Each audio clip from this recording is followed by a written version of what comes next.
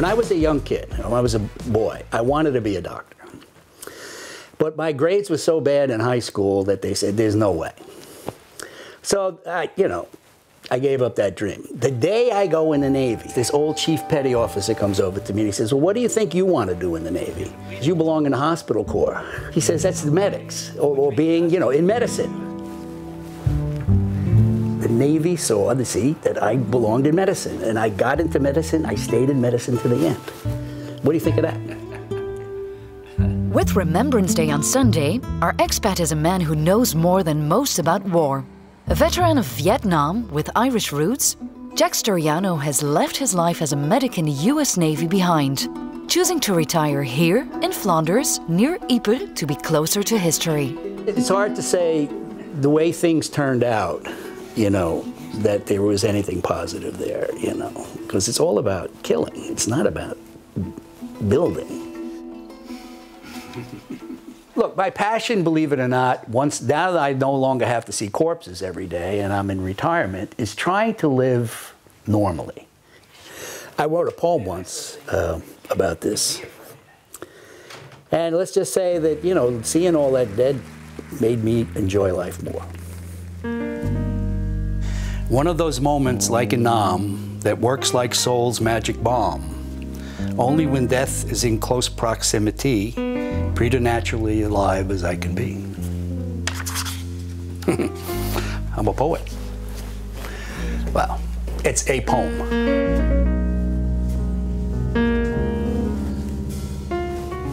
Well, I never liked poetry, you know, as a young man. You know, and as I've gotten older, I've come to enjoy the value of it. That's probably one positive thing from war.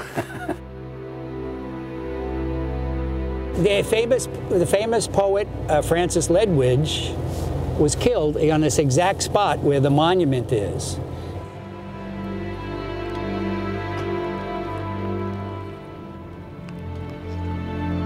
A keen-edged sword, a soldier's heart, is greater than a poet's art. And greater than a poet's fame, a little grave that has no name, whence honor turns away in shame.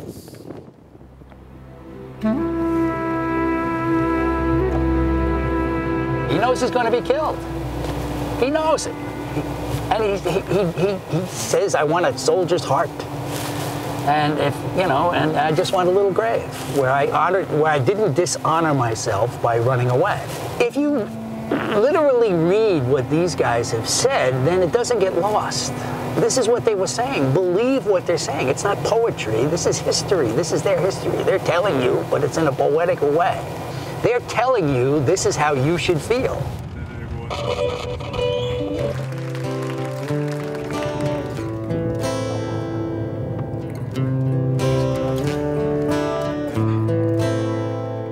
I hurt myself today to see if I still feel.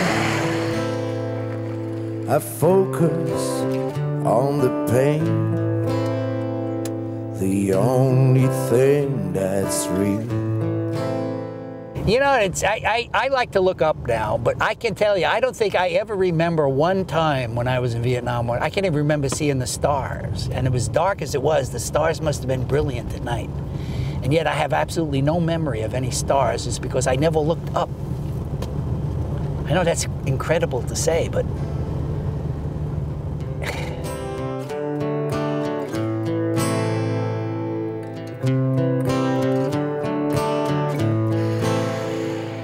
when you're in the lower ranks and nobody's writing anything other than a letter home, so to have any kind of poetic feeling is really great. That's the real beauty of them, and that's why they should be remembered, you know. If I could start again, 1,000,000 miles away,